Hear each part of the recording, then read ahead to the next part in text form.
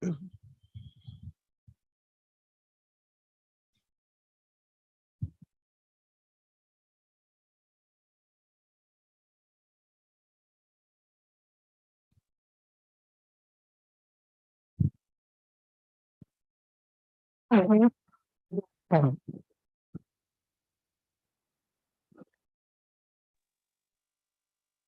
good morning, sir. Ramesh, sir. Yes, good morning. Sir, it's me, Sharath. Can we start, sir? Now it's 9:30. എൻ്റെ 9:29 ആയുള്ളൂ. Exact 9:30 ആയോ?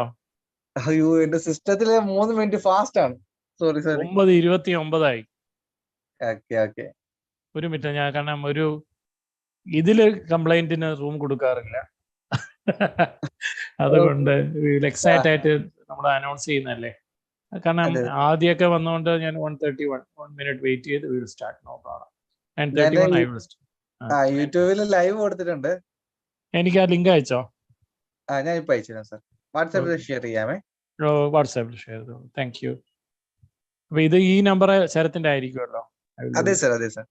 ശരത്, ഞാൻ save ചെയ്തേക്കാം. Okay. No problem.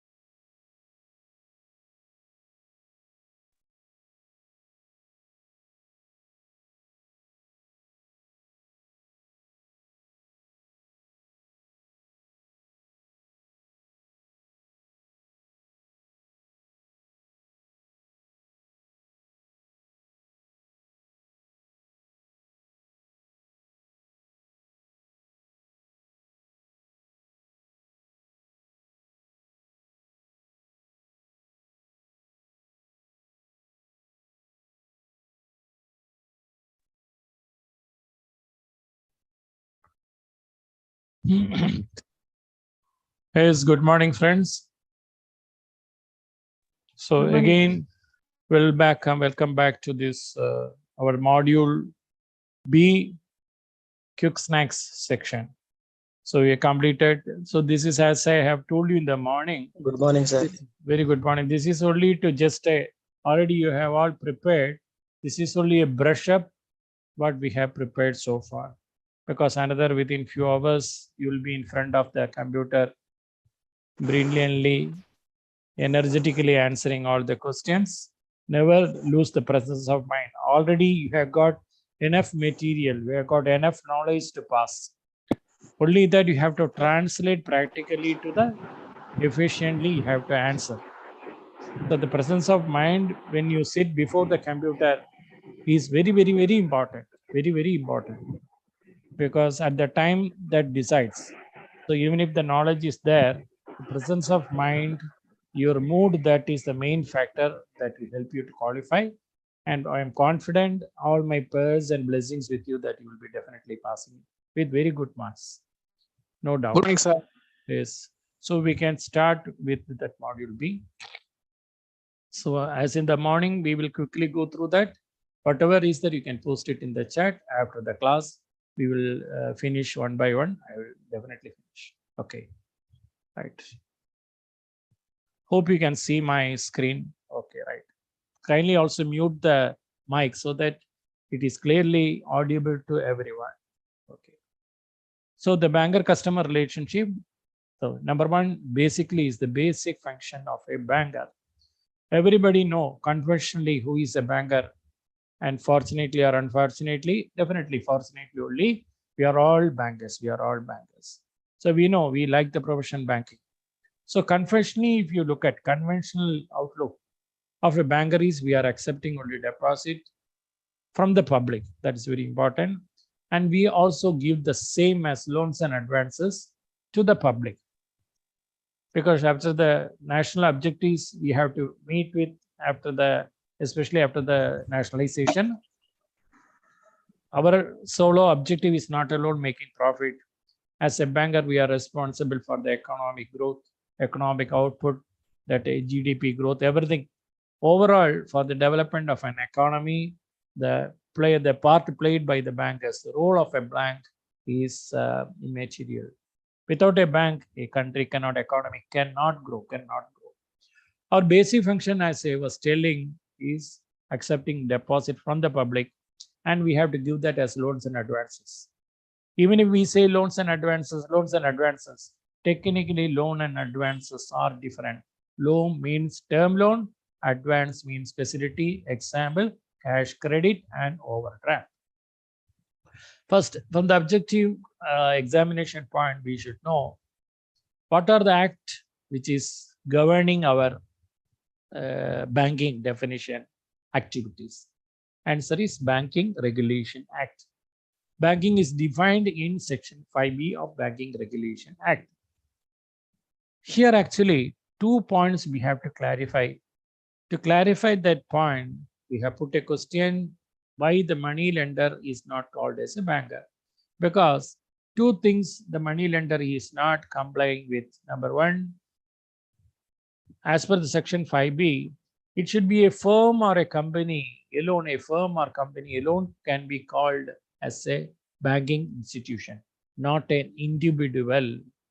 Here the money lender is an individual, so he is not complying with the 5B definition of BRA. Number 2 is we have to accept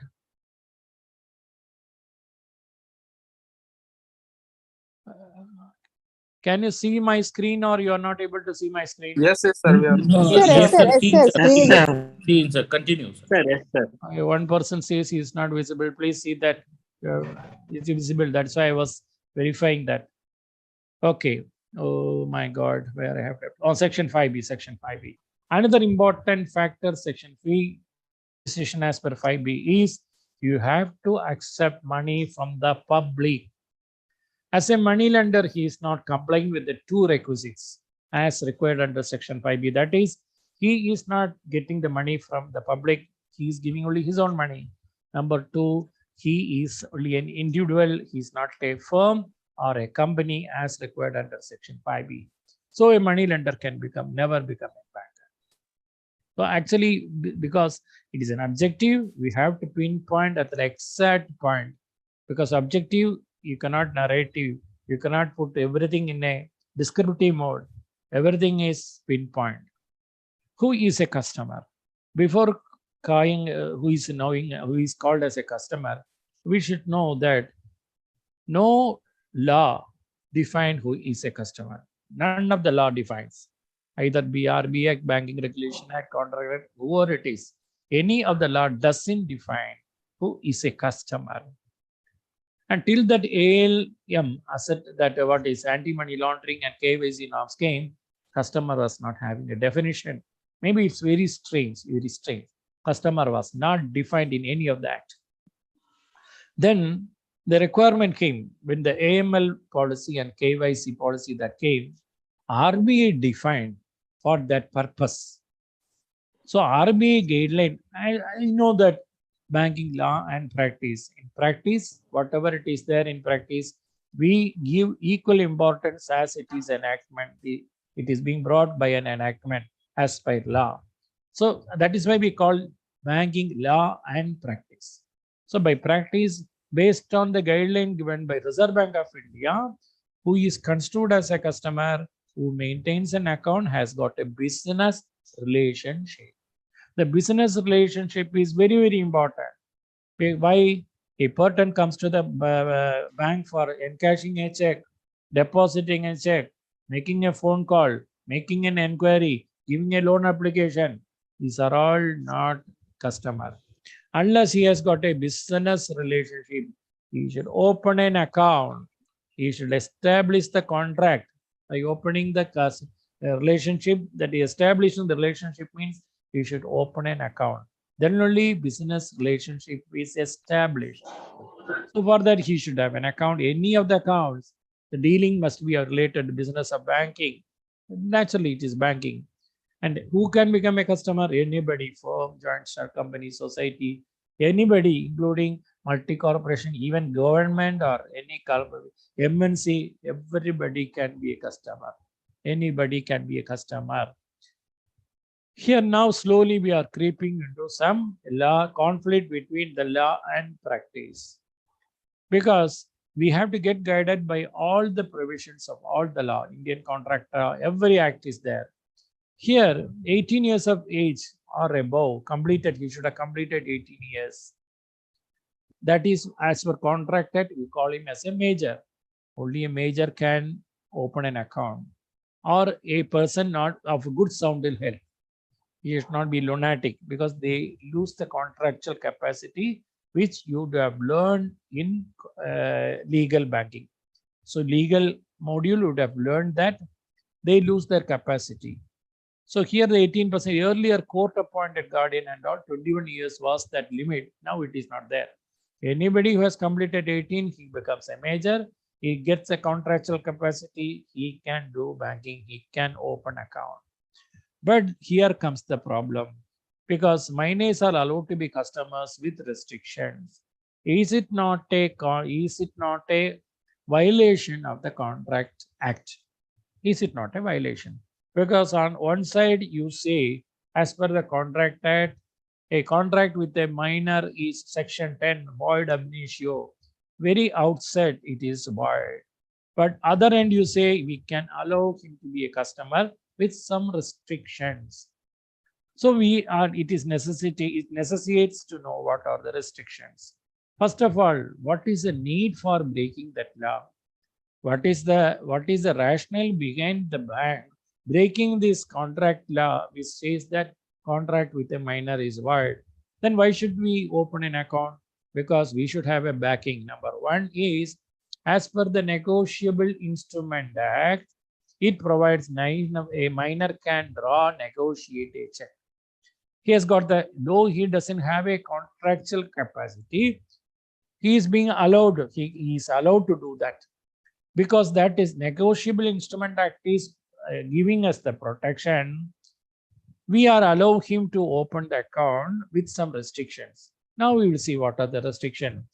Unless he has completed the age of 10, we will not allow him to open an account in his own name, till then along with a guardian. After 10, if he wants, he can open in his own name, in his name, because we have got protection. But here, the contract is, you cannot proceed against him. So we should be very cautious. That is why we will not give him a current account. We will not give him a loan, because in the event anything overdrawn, you cannot proceed against him legally. So as long as the account is running in credit balance, we do not have any risk. That is why we allow. Now come on, examination point of view, questions can be asked. Why we are allowing a minor to open an account after 10? Main point is to inculcate the habit of banking in the younger minds. They should have that saving habit. For that, there's no harm. As long as the account is in credit balance, absolutely no problem. Hopefully, if it gets overdrawn, then we cannot proceed against, because Contract Act will not permit it. That is what we mean by restrictions. Minor can open FD as per the policy of the bank, because each bank has got their own limits. SBI, they got up to 10 lakhs. Earlier it was 2 lakhs, now it is not there. Apna bank, depending upon their board policy, they would have fixed a limit. Till that limit, they can open it. Must complete KYC requirements of the bank. Definitely that is required. Minor cannot nominate. Here some questions can be asked, because a minor doesn't have that, because you are giving a nomination. It is a contract. Since the minor is not competent to enter the contract, he cannot nominate, but he can be nominated along with a guardian. So that is the point. A minor cannot nominate, because as he cannot enter into a contract, but he can be nominated along with a guardian. So what is the rule in respect of an account opened after the age of 10? And number one, we are allowing to open an account in his sole name after age 10 because he can put a uniform signature. At the time also, he cannot nominate because it is a contract which he cannot do. Only that he can be nominated along with a guardian. So that is all about minors. Any doubt in this additional point, you please make a note of it. At the end of the class, we will see. No problem. And here, the banker customer relationship, that is very important because that our liability, our rights and duties, or legal liability, legal repercussions, everything that depends upon the legal relationship. And the legal relationship is established by what is the depending nature of the transaction or nature of the service we are offering. That is why the nature is very, very important, because the nature of the service that we are giving to the customer, that will explain the customer relationship, that will explain the legal relationship, that will explain the legal liability, duties, rights a banker has with the customer. So that is why the relationship is important. In respect of a deposit, the bank is a debtor, we owe the money to him, but customer is a creditor. But here also it is not an ordinary debtor creditor. Suppose I am getting money from you, I am a debtor, I have to give back the money immediately as after my purpose is accomplished. But here, even if the bank is a debtor, the manager did not go to the house of the creditor, account holder, to repay the money. Hello, Mr. Ramachandran, you have deposited yesterday some 1,000 rupees. Here is your money, you can take it. The manager need not go. That is though it is a debtor creditor as required under Customer Contract Act, it is a special type of debtor creditor where the demand for repayment is necessary. So already when you open the account, you would have given the stipulation. He should come to the bank for making the demand. He should come to the bank in the proper hours. He should come within that the time stipulated, working time. He should make the request in withdrawal slip or check, approved format. Like that, so many conditions are there. Only if he fulfills the condition, though he is a debt creditor, he can give the payment only because that is a strange relationship. That is a uniqueness of the banker-customer relationship, which you cannot find in any debtor-creditor relationship. It's a special type. Loan from the bank. Ulta, the customer will become debtor, creditor, bank will be the creditor because you have given money, bank has given money to the customer. He owes the debt and you have got the credit lying with him. So we are the creditor. Safe custody, bailor, bailey relation. Safe custody of articles. We have to keep those items as if that we are keeping our own items. So the rights and duties depend upon bailor, bailey definitions as mentioned or described in Indian Contract Act. In represent the locker, we are only giving the space to him. So we have leased the space to him. That is a customer is, we see, we are the lessor. We have given the space to him. That's all. But here changes have come as per the RBI norms, as per the Supreme Court verdicts. Earlier, the bank was telling safe deposit locker, very sorry, we are not responsible for anything inside. We are not aware of what is the content inside.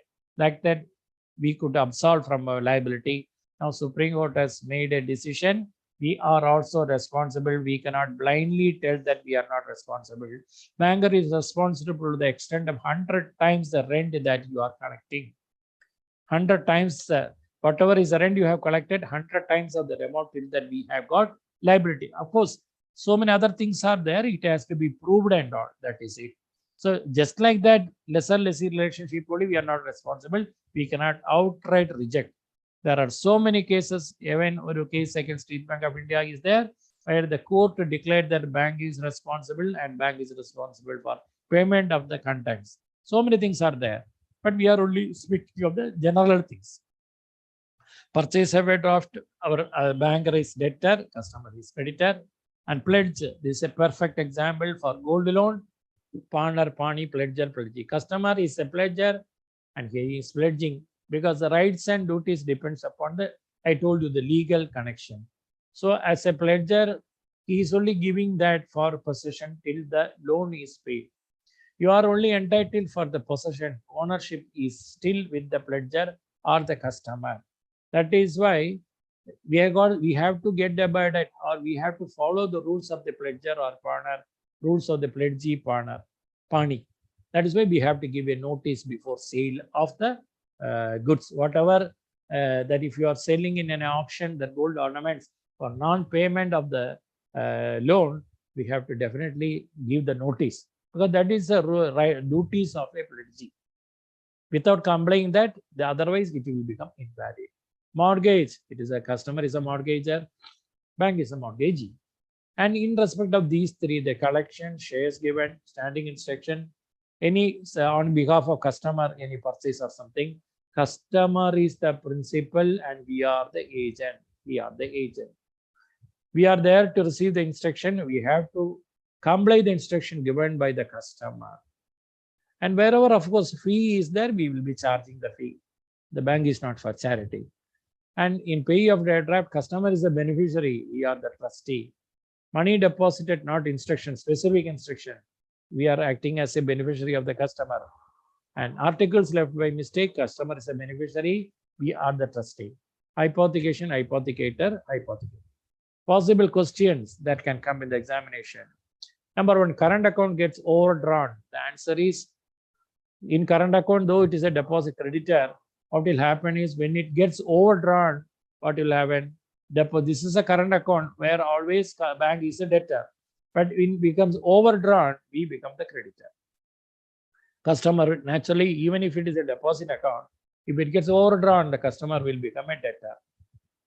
Then these things, suppose that they will give you a long story stating that never be afraid if the sentences are long. Here, you should be very diligent. You should be very smart enough to assimilate the question correctly, and your mind should go only at the right thing. So many unwanted things will be there. Never get drifted away by those things unnecessarily. Look at that. There will be a point that will be driving to the answer, and your senses should sense that what exactly is required. Main crux of the question you should understand. Suppose that they will give a long story like that. The customer is having an NPA account and he has given a check of 5,000 rupees and it has to be collected, and that the purpose was to send a tuition fee for the child studying in the school or a college. That the account is in NPA, whether the bank can do the set off. Like that, they will give a long story. Here, you should get guided, or your attention should be, he has given for a specific purpose. When he has given, though the account is NPA, though the amount is due from the customer, since the check is given for the remittance of the fee of his child, it is for a specific purpose. So the relationship is customer is the principal, we are the agent, so we cannot lay the hands. Suppose he has given a check for collection. This is a specific thing. But once the amount gets collected to the account, it gets credited to the account, then we can enjoy the set off, because then the legal debtor-creditor relationship is established. There we can do. Likewise, a customer has come to the branch. Unfortunately, inadvertently, he is leaving some money there. You cannot directly take that money and credit in the NPA account, because article left by mistake. Our status is that of a trustee. We have to inform him. We have to find an informant. What is this? We have to see that it is again given back to him. We have to restore, that is a word. We have to restore back the article asset back to the customer. Suppose the customer is very happy. He thought that he was afraid that bank will be making the adjustment in his NPA account. He knows very well.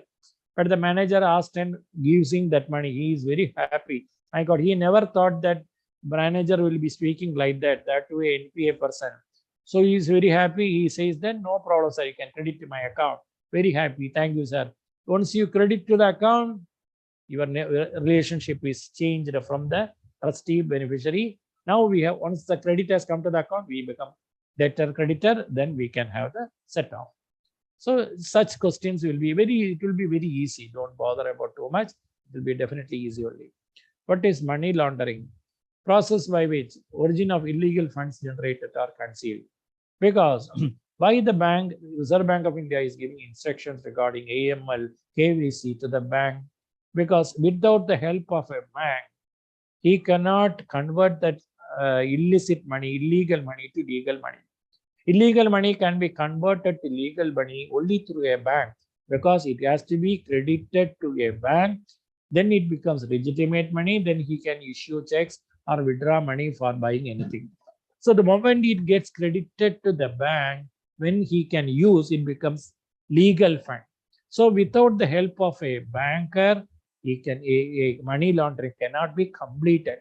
So that is why RBI is giving again and again so many instructions to the banker. KYC, ALM norm, everything is to be complied with in toto.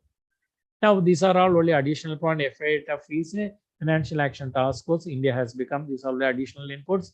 PML Act 2000 enacted to prevent money laundering, and the Enforcement Directorate, they are the investigation agency. And the data collection is what I will say that the data has to be sent to the what is this? I will tell. Right now, I will come back to that.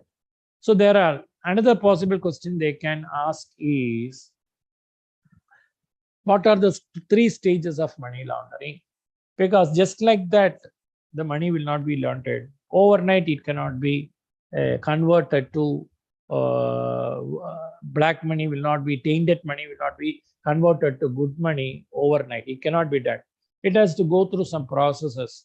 That process is very important. Definitely, always they are asking 1 or 2 questions. These are the 3 stages: placement, layering, integration. The placement is the party. Suppose a person has done some illegal activity. He has earned the 5 lakhs. A person, for killing some person, he received 5 lakhs rupees. What is a quotation? He received that money. He'll be keeping that money himself for some time till the news dies down. Then he will slowly take the money and credit in the account. That is number 1, placement. He will be parting with the money. He will be showing willingness to part with the money, credit the money to an account. Then he will start the layering, second process. He will do frequent transfers here and there. He will close the account, open a new account, so that the source of the fund is not traced. It is not possible for you to trace the source. For that, he will do multiple transactions. He will close and open, close and open. He will transfer from A to B, B to C, C to D, like that.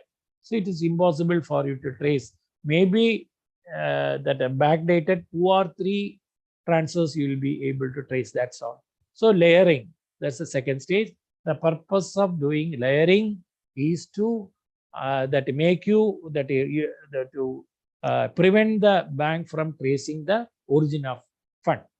And finally is the integration, when he is using the money legitimately. After do the process, the money will be credited to the account. He will issue the check, buy goods and all, so that it becomes legitimate. So these are the 3 stages of money laundering. KYC policy, your bank already has given. These are all in the site. Customer acceptance policy, already the bank would have given it very clearly, because as per the customer policy, bank will not accept any anonymous or fictitious persons. We want to identify the person. Suppose customer says, sir, my brother, he is not able to come to the branch. Can you give the form? I will get the signed and give to the bank.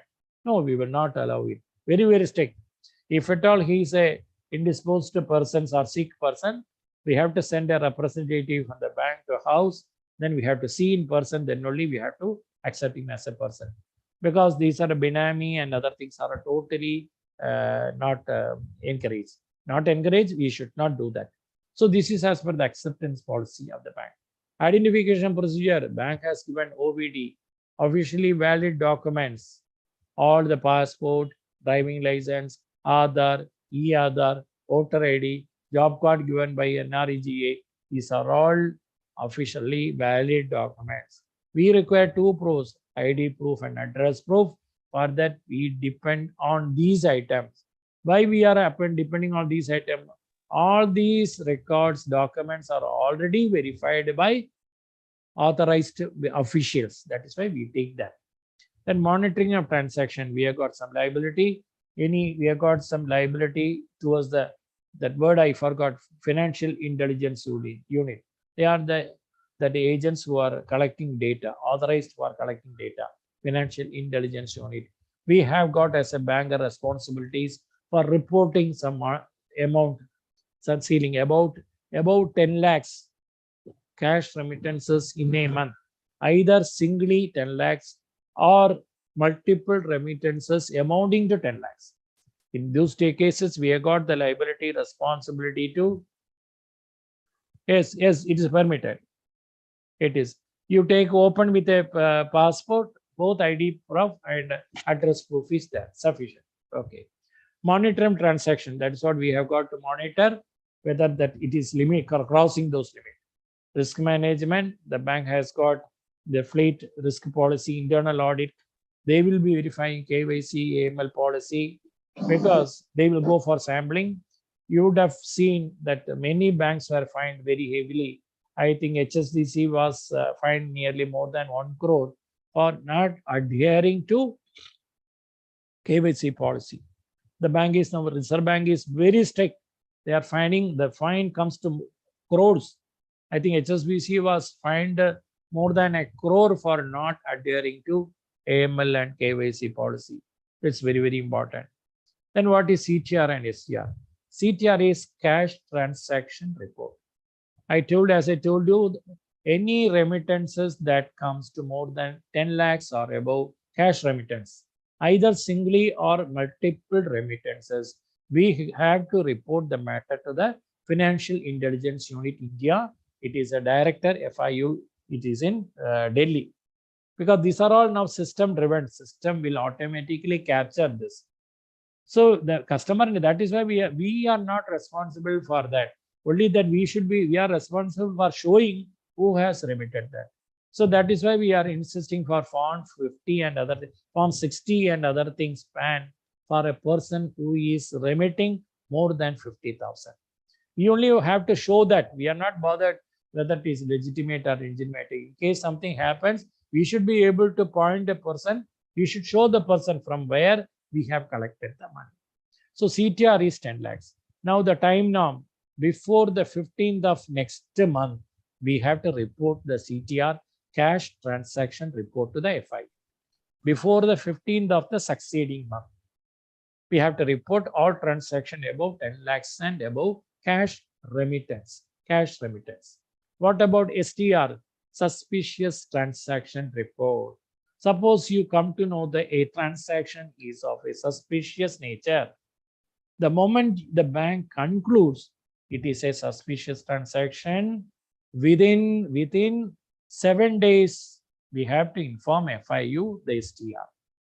Once again, I will tell, the moment the bank concludes it is a suspicious transaction, from that moment, from that time, within 7 days, we have to report to the FIU the details of the suspicious transaction.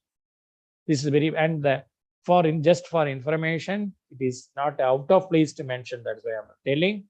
Many banks are delayed the reporting. That's what enforcement directives, vigilance, and all, they are complaining about the banks. They say by the time the banks report the STR, it is too delayed. Almost all the persons would have fled the country. And we have got empty number of examples.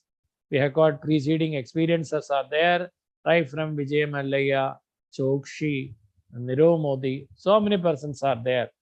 These are all examples so that we will not forget. So we have to inform the STR sufficiently in time, so that the enforcement directives or the authorized official, they will be able to act immediately, apprehend them immediately. That's what they say. And what is plastic money? All the credit cards, debit card, charge card, smart card. Now this is a debit card, the indigenous RuPay card issued by National Payment Corporation of India. Now these are all, they have got differences. These are all plastic money. This does the function of money, currency. That is why this is known as plastic money. What is a credit card? You are buying now, paying later. What is a debit card? You are paying now, buying later. What is a charge card? You accumulate the payment and make the payment. You buy so many things instead of making the payment then and there. We accumulate everything and pay single.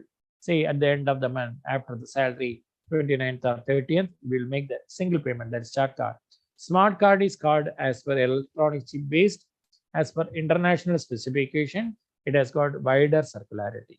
Now all the banks are having chip based only. All are chip based only, and all are having that international specifications.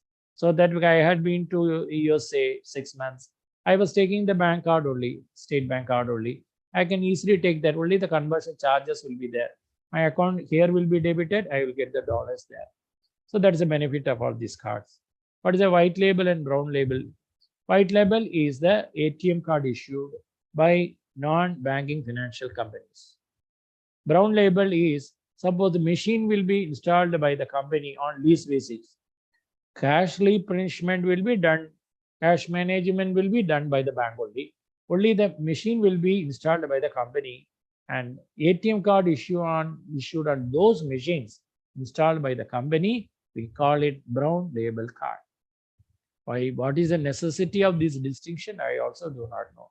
We will also study. It is in the syllabus. If it comes in the examination, you write, you will pass. That's all.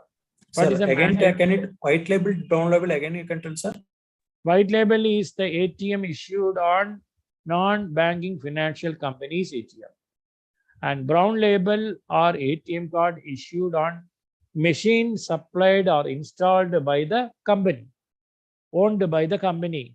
They will come issue to the bank on lease basis. So that's the difference. What is the mandate and POA? Mandate, it is symbol authority, whereas power of authority is on a stamped paper.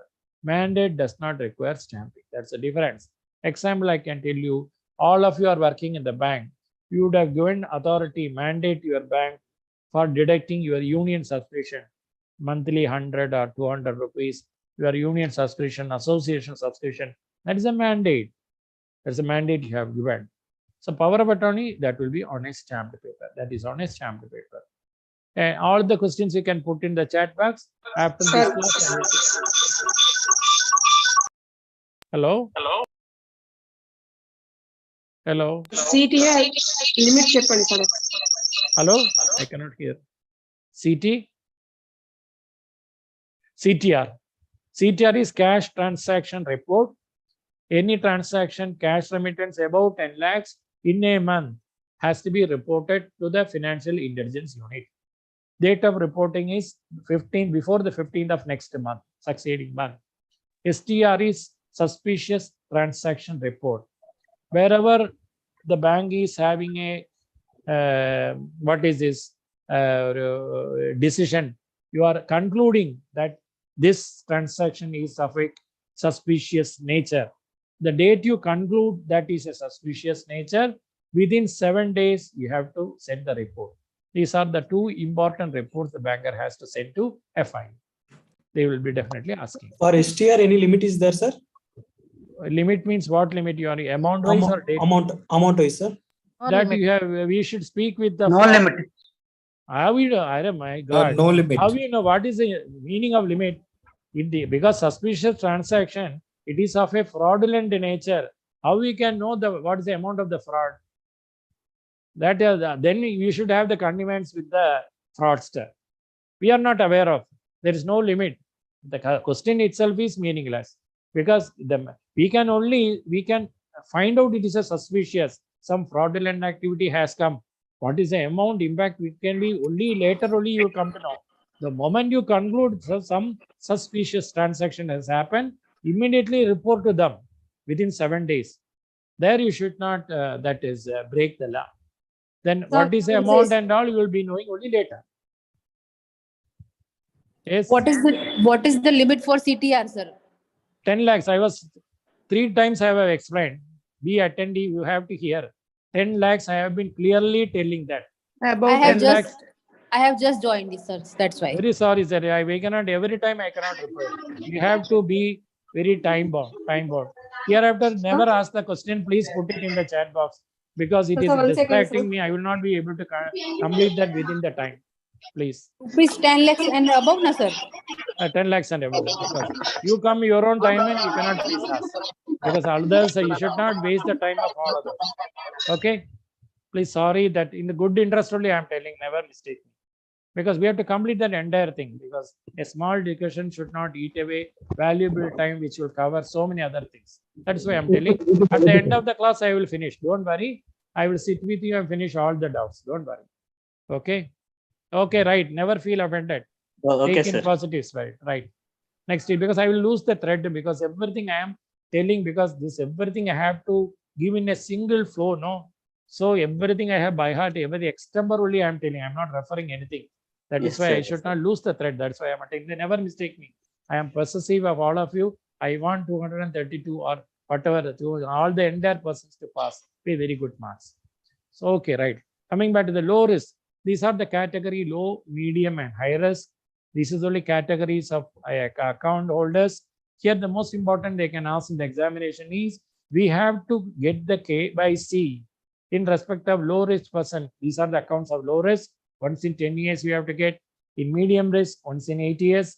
High risk, once in 2 years. Best example for high risk is NRI accounts, because we are non-face-to-face customers. You are not seeing the customer. He is giving some record signed by the embassy. You open the account, Mr. A, Mr. B, Mr. C. We do not. That is why once in 2 years, we have to obtain all the KYC updation in high risk category. So that is about that. Theory things are easy.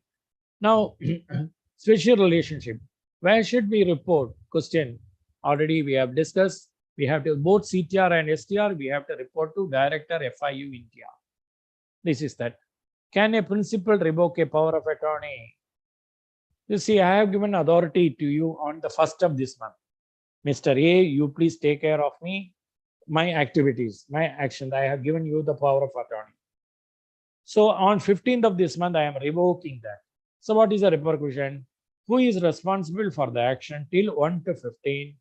And whether responsibility is there for the person after 15.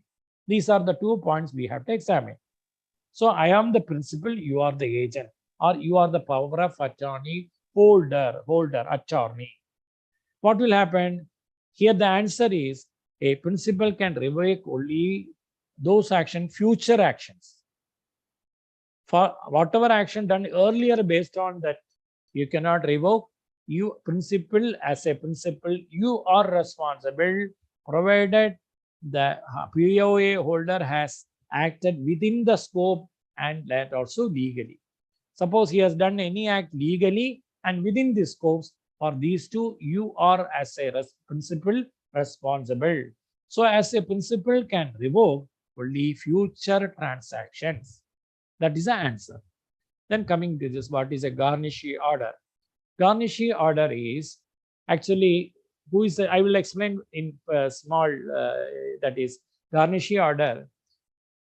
Suppose I have given some money to a person. So I am the creditor, that person is the Mr. A. I have given money to Mr. A. And I have given him say 5,000 rupees. So I am the creditor, he is the debtor.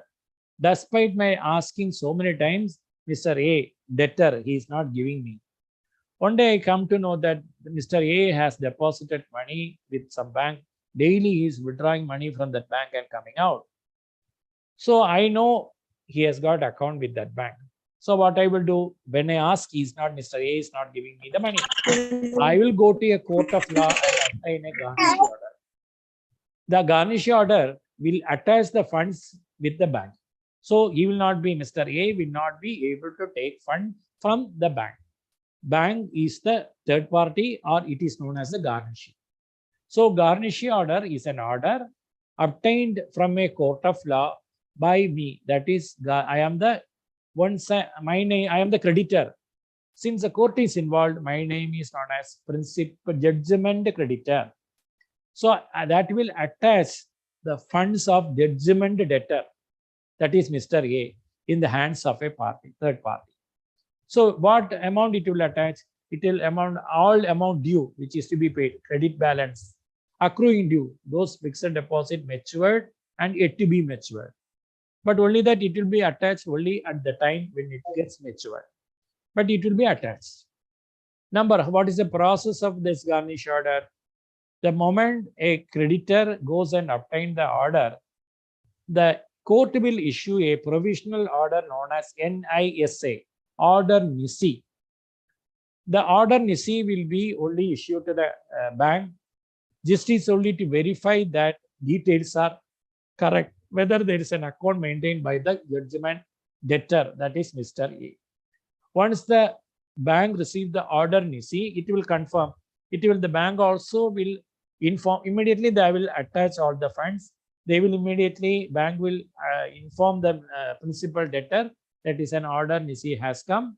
So stop issuing any checks in that account. We are attaching that amount. So the bank will confirm to a court stating that yes, there is an account in this name. So after hearing from the banker will issue another order that is known as order absolute, that is a garnishee order. This is how that operates. And the questions that they can ask in the examination is what amount it will attach. Answer is it will attach all the amount lying in the credit SB current account. It will attach fixed deposit standing at that time. Next question they can ask is, suppose the attachment is received for say 5,000 rupees, but you are having only 3,000 rupees. How much it will attach? Because it will attach only amount what is as at the time of receipt of the order. As at the time of receipt of the order, the amount is only 3,000. So it will attach only 3,000. That's the answer. Suppose the customer is crediting 2,000 rupees after 1 hour, whether it will attach? It cannot attach because it is a future credit. Future credit cannot be attached. So that is the point. And another last point is, suppose the judgment debtor Mr. A, suppose the account is maintained in the joint name, then also it cannot attach. It can attach only those accounts in the same nature, or we call it same right. Individual account means individual account. So when you have to confirm, you have to say that. Here another important point is, the once the order NISI comes, you come to know the attachment, whatever is your setup, amount due by the customer with the bank, that you can set off immediately before the garnishee order comes. So that is the only right available to a banker. That is a benefit for a banker. And the garnishee order cannot attach the following things. That is uncleared effects, because that is a future credit, it cannot attach. You have sent some check for collection, that cannot attach. It is a future credit. That is subsequent credit cannot be attached. Undrawn balance in a loan account. You have given an overdraft. Yes, 5 lakhs is the limit, 3 lakhs only he has drawn. Balance 2 lakhs is there. Those account it cannot attach. Joint balance in a account cannot be attached. And trust account also you cannot attach. Trust accounts cannot be attached. Because balance in the trust account represent separate under trust, it cannot be attached. But if you, when you compare with the revenue order, that is order issued by revenue authorities, income tax order or sale tax order, there it has got more preference. The only difference between garnishee order, revenue order is it can attach future credit also. Suppose garnishee order cannot attach future credit, and garnishee order cannot attach a joint account. Here revenue order will attach pro rata. Suppose Mr. A attachment has come. Account is Mr. A and Mrs. A, joint account. Garnishee order cannot attach. In revenue order, 50% will be attached. So future credits and pro rata, that is a difference. Last point, but very important, is suppose you are receiving both the order together, both are garnishee and revenue together. We have to suppose you are receiving garnishee for 5,000 and revenue for 5,000. But unfortunately, the account is having only for 5,000. We will give importance, priority to the revenue order because it is revenue authority. It is an individual, it is for the government. Naturally, government ranks priority, you know that. So that is a revenue order. Then what are the amount that cannot be attached? Already we have seen uncleared, subsequent credit, joint account credit, trust accounts. We have Sir, in joint account, if the on the name of first holder garnish order is there means, then will it be applicable to that account? only first name will be attached. Only first name alone will be attached. Here, if it is a joint account, it cannot attach. Even if first or second, it is a joint account, it cannot attach. Sir, In the first account person, means- if he is having individual account, then we can attach, no, sir? Then no question, no doubt. Individual will be attached. We can discuss. You note it down. We can discuss at the end of this class. Definitely. Sir, we will. accruing means What? accruing. Accruing be fixed. Accruing only in a future. Fixed deposit which is going to mature next month is accruing due. And then what is a lien? What is a lien? What is the right of a banker to retain the possession of goods till the amount is paid? That is known as lien. So we got another thing, the modes of charges. The best example for lien is, suppose you are taking a fixed deposit loan. That is, you have got 1 lakh deposit, 90% you are taking a loan. So the lien will be done. Unless that amount is paid 90%, there will be lien. If you are not paying, on maturity, your loan will be automatically adjusted. That is lien. There's a till only you have got the retained the possession. You can retain, right to retain only the debt till the debt is paid. That is very important. Once the debt is paid, there is no lien, you have to return back.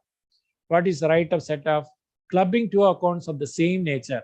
One person is Mr. A has to pay some loan balance overdue is there. It is due. Suppose in the same nature, Mr. A credit balance is there, you can set off. There also it is different nature. Debit is Mr. A, the credit is in joint account. You cannot do the set off. That same nature, clubbing the accounts in the same nature is very, very important. When does right to automatic set off rise? Automatic set off, one is garnish order. Everybody know garnish order is a set off insolvency of any of the partners, then death of a party. These are the main: death or insanity, insolvency, receipt of garnishee order are the common occasions where we can exercise the right of set off immediately, even without giving notice. That's the automatic set off. What is rule in Clayton's case? This rule in Clayton's case comes in the appropriation of payment. When a party has got multiple loans, and suppose he is making a single remittance, but there is no particulars. So you do not know to which account you have to appropriate. At that time, the rule in Clayton's case. Actually, the 3 rules for appropriation are like this. 3 appropriation. That is, number 1 is,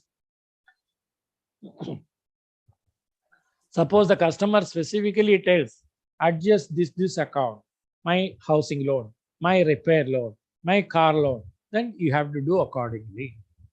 Number 2, if he doesn't tell, suppose the amount is matching, suppose he has made a remittance of say 995, 995. Suppose his scooter loan is showing only a balance of 995, then we can, suppose the account number is not returned, you can correlate and adjust. Suppose nothing is told, the amount is 1000, then rule in Clayton's case. What the rule in Clayton's case, it will first debit whichever in the chronological order. What is the debit outstanding first in the chronological order? You have the credit will go to the first credit will go to the first outstanding debit. So that is a Clayton's case. It has got some many legal repercussions. That is why the rule in Clayton's case, that the practical, when we study that, we will go through that. So, sir, one right of set off, can you please explain? Right of set off, one person has got a debit balance, he is not paying debit balance. Same time, after overdue, you find that he has got a credit balance in an account. You can set it off. You can set off, you can adjust it. That is a clubbing of debit and credit in the same nature. And what about automatic, sir? Automatic without giving notice, insolvency, garnishee order, death of a person, immediately, even without notice, you will adjust. That is Okay, a sir. permitted case. 9009. 9 My God. 9009. It's a Sir, please password. tell Clayton's rule once more, sir. After that last, can I tell you after that last, you just make a note of it. Definitely I will tell. Definitely I will tell. Huh? Because otherwise we will not be able to finish. At the end of this class, I will definitely explain. Morning, we have got 2 sessions. After finishing this, whatever is your doubt, I will clarify. Second session also, whatever doubt pertaining to that also, I will cover. Absolutely no problem. I will wind up only after finishing all your doubt. Never bother.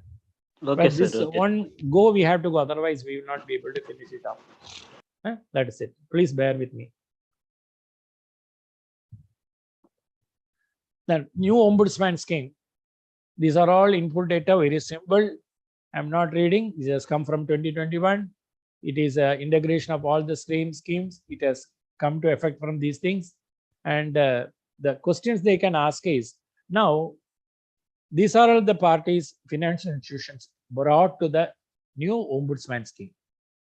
All commercial banks, regional rural banks, urban banks with 50 crores deposits, more than that, non-bank financial companies size more than 100 crores.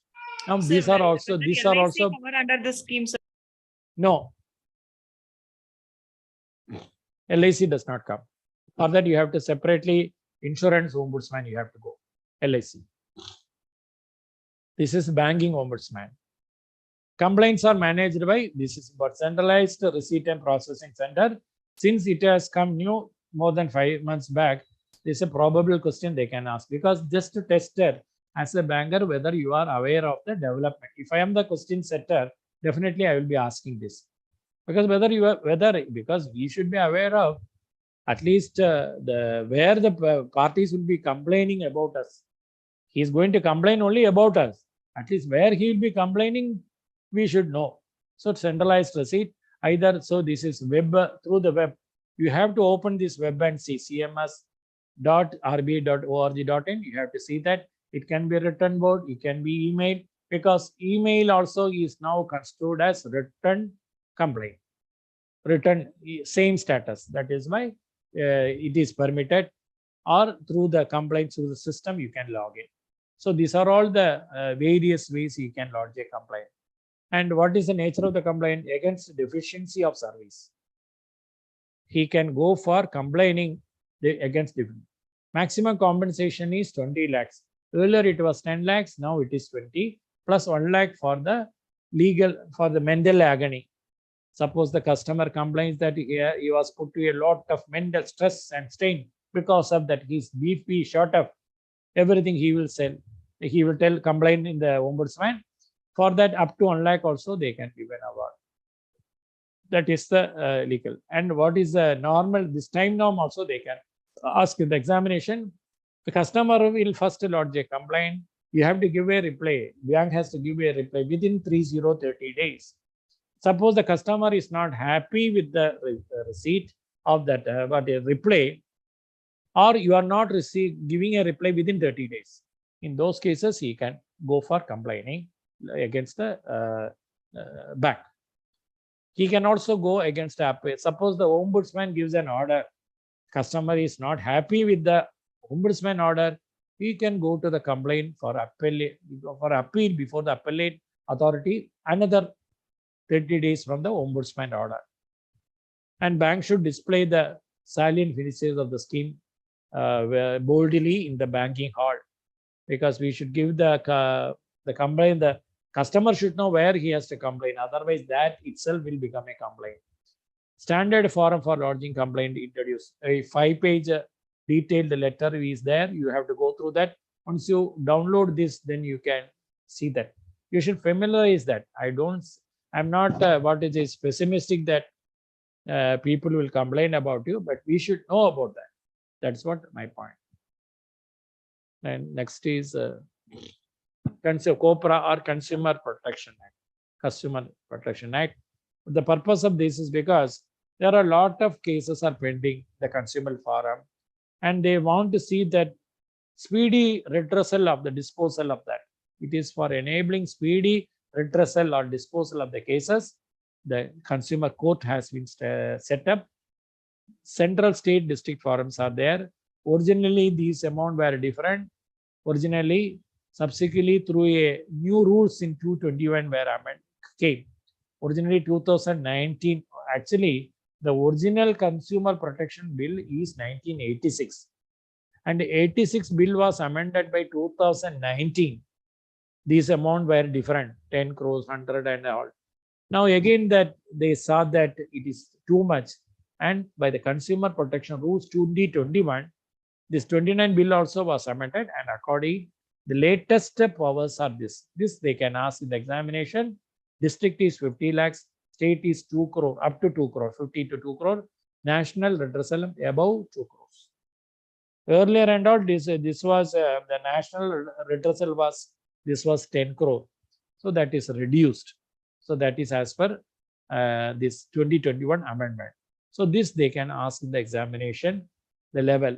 Suppose the district has given an order, you are not pleased, you can go to the appeal to the state within 30 days. Likewise, a state's order, you are not happy, you can go against appeal in the national forum another 13 days, within 30 days. And here also national forum, you can go to a court of law. So these are the jurisdictional, then this we called as the, they call it as a jurisdictional limits. These are the jurisdictional limits. And the penal provision also corpora is fine 2,000 and up to 2,000, it will range from 2 to 10,000, and free boarding and lodging ranging from 1 month to 3 months.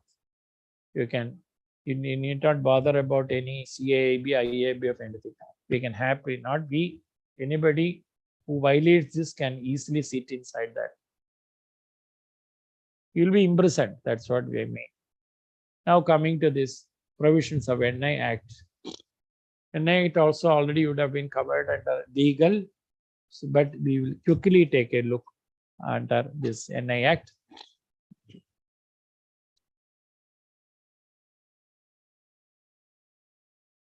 What is the statute? This is a very important section 31. Because why this is important, I will explain.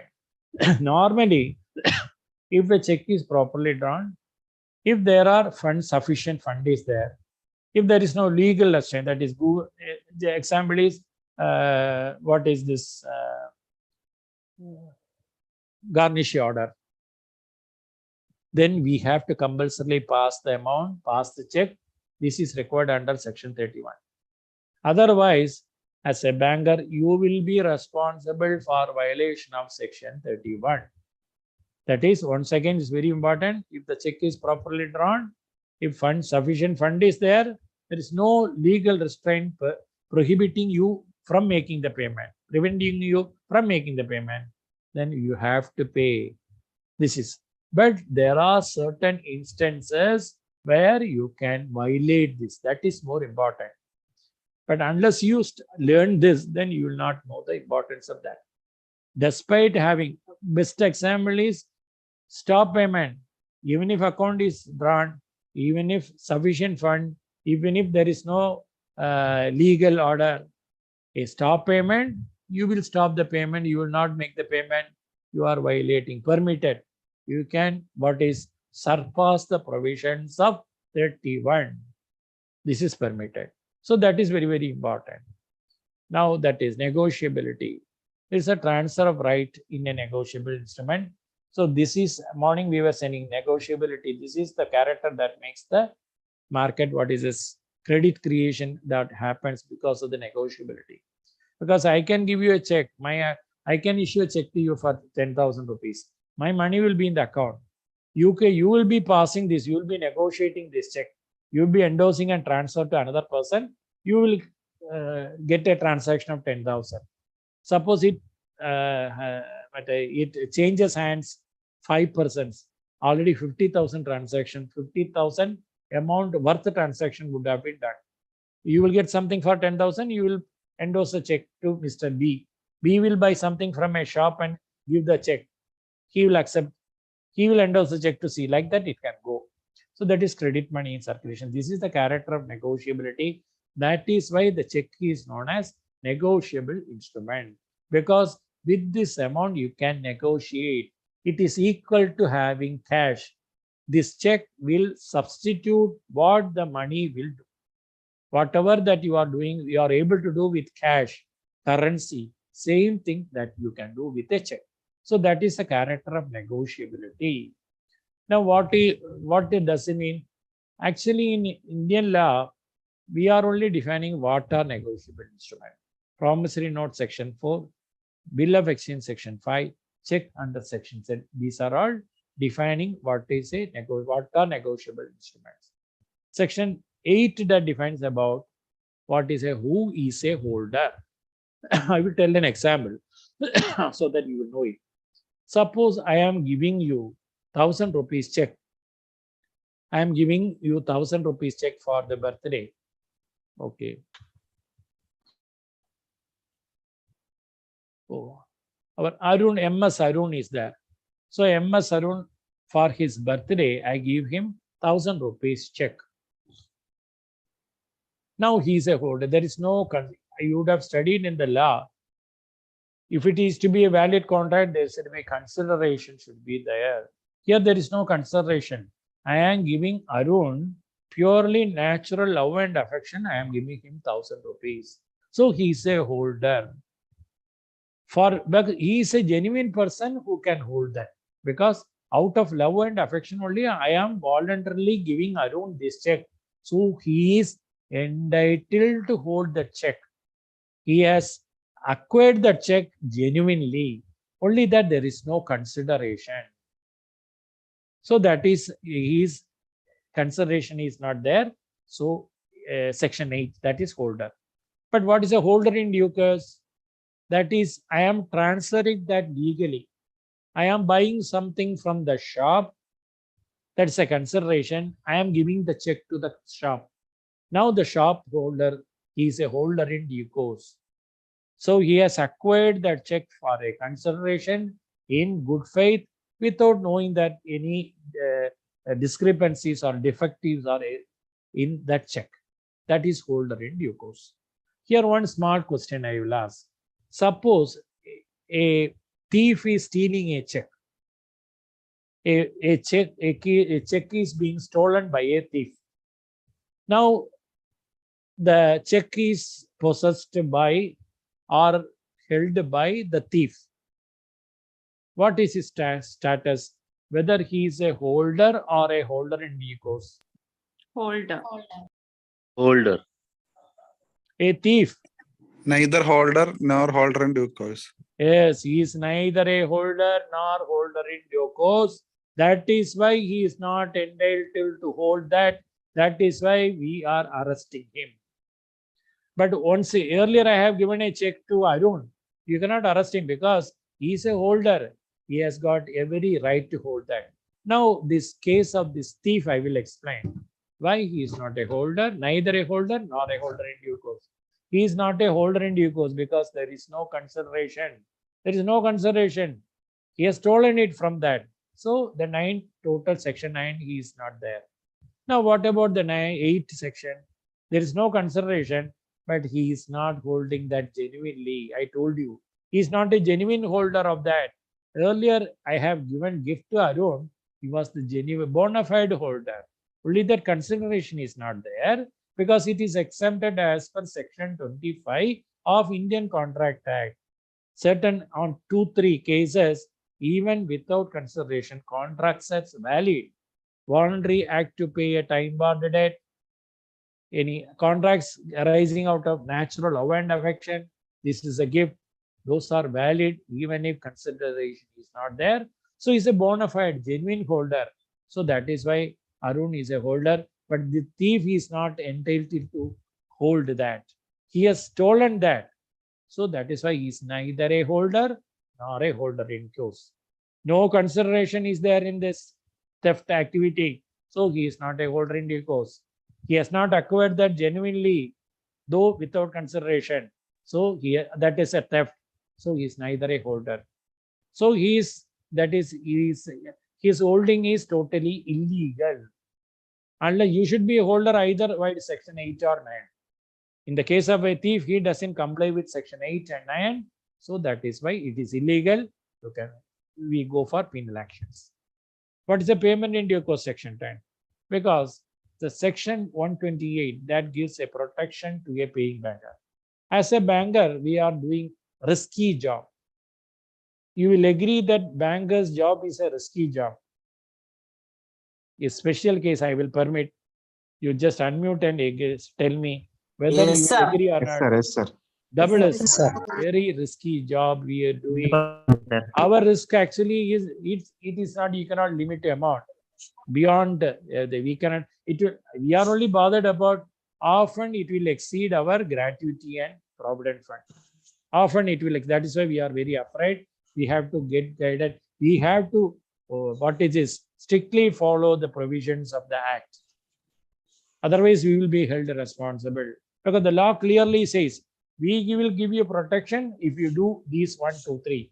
Suppose you are not complying with this 1, 2, 3, do something against this, you will be personally responsible. Personally responsible. 2 occasions are we are bearing the rest when we are acting the role of a paying banker and collecting banker. In paying banker, we are having a risk. You are debiting, it will range from crores, lakhs, whatever be the amount. You debit the account and make the payment. Suppose something happens, you will be personally responsible. So there should be a clear-cut rule on wherever, what all instances that you will be responsible, what are the rules or guidelines that you have to follow. Once you follow that guideline, then the law will protect you, bank will protect you. So when you look at the role of a paying banker, the section 128 says, if you have complied with the regulations as required under section 10, payment in due course. If you had made the payment in payment due course, you will be protected.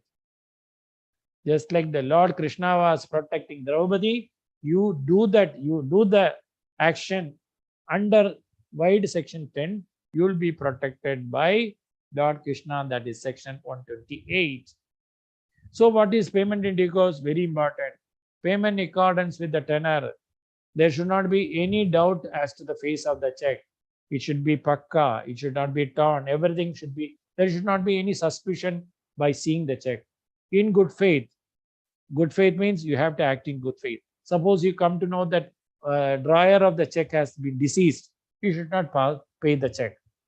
Without negligence, you should ensure date, time, date, everything, amount, words, everything should be pakka. Signature, everything should be pakka. Last one is, actually the sentence will be very long, but the matter is very easy, very simple only.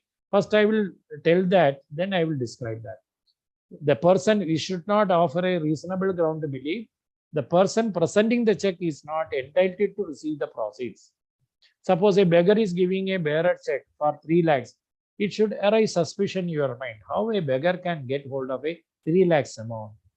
So you should contact that. That's a matter of suspicion. Though all other things are order, it should, subject to all these things, you have made the payment.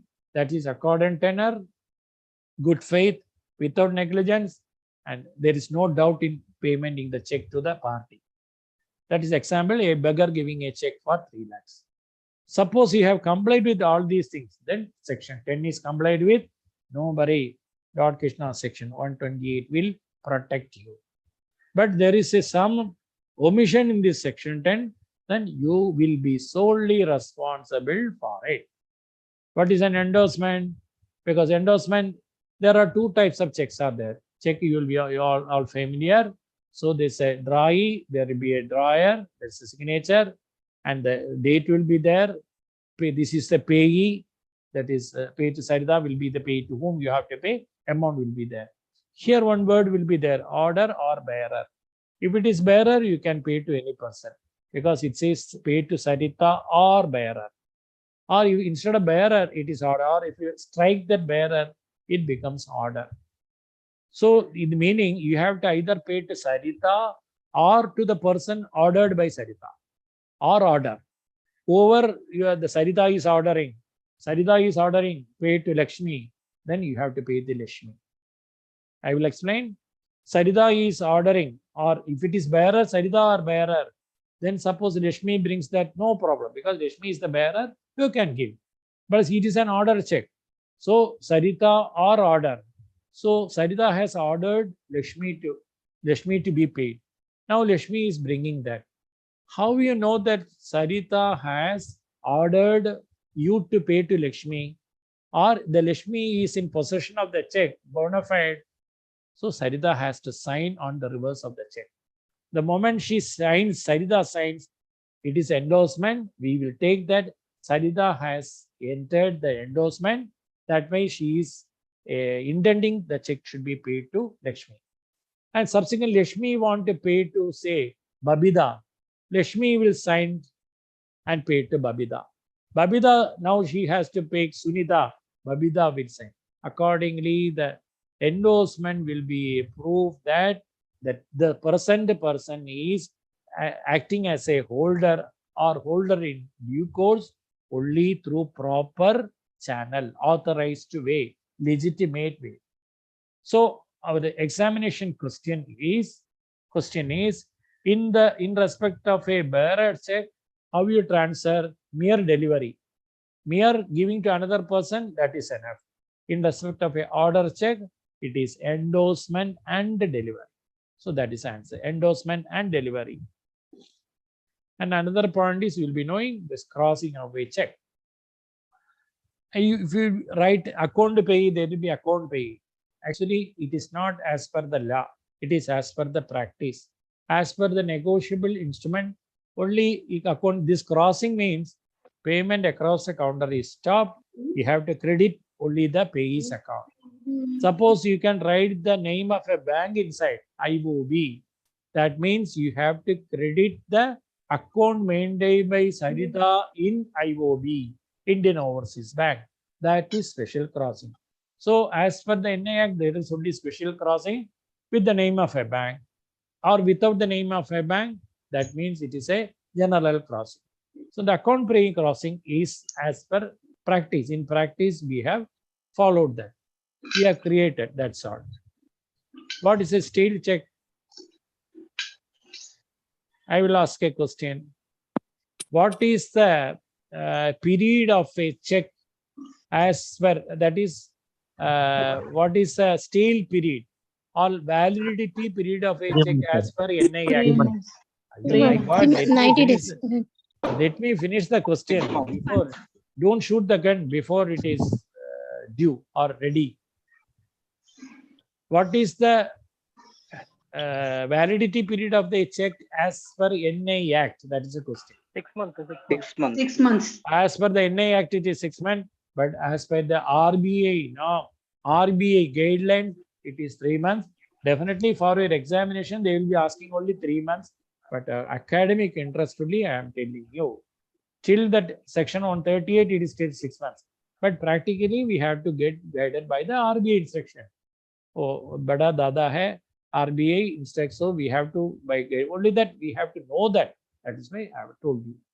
In the examination also, never go for 6 months. It will be 3 months only. They never ask this. Next, words and figures differ. Section 18 says you can pay the amount as per the words. But practically, what we do? We return. Why? Can you tell me why? Return is practically. You have to tell me why we are returning. Though you are protected legally as per NI Act to pay the amount as per words. My question is, what? Cautioning what? We are exercising cautions. What? Exercising caution against the payment of your gratuity and liability. Here for what? Avoid risk. Avoid risk. Avoid risk or for you risk, your risk or customer's risk. The banker is not bothered. You have to protect the interest of the customer. So as abundant precaution to protect the interest of the customer, we are refraining from paying amount in words. Sometimes the amount in words will be more. Figure is 300, words is 3,000. Suppose you pay 3,000, you are in order, but it is defeating the interest of your customer. Maybe it could be 3 lakhs. So that is an abundant precaution to protect the interest. That is why practically we are returning. So this, whatever is the words, this words is known as this is a legal amount. This is a courtesy amount. This is a legal amount. Whatever that is mentioned in the words is a legal amount. Though you are in order in making payment the legal amount as an abundant precaution to protect the interest of your customer, we will not pay that. It's a practical thing. Protection to a paying banker, that is in respect of forged endorsement, we will get protection under section 85. It is not clear. Suppose Sarathi has to sign. It is purport to have been signed by Sarathi. We do not know Sarathi's endorsement. So if we cannot find it out. It seems to be, it is apparently, it seems to be signed by Sarathi, then you will get protection. 89 material alteration also, you will get protection, provided any alteration, if it is signed exactly, except one, you will not. Suppose the drawer's signature is forged, we will not get protection because there is no mandate to debit his account. So that is it. Cross-check, already we have seen 128.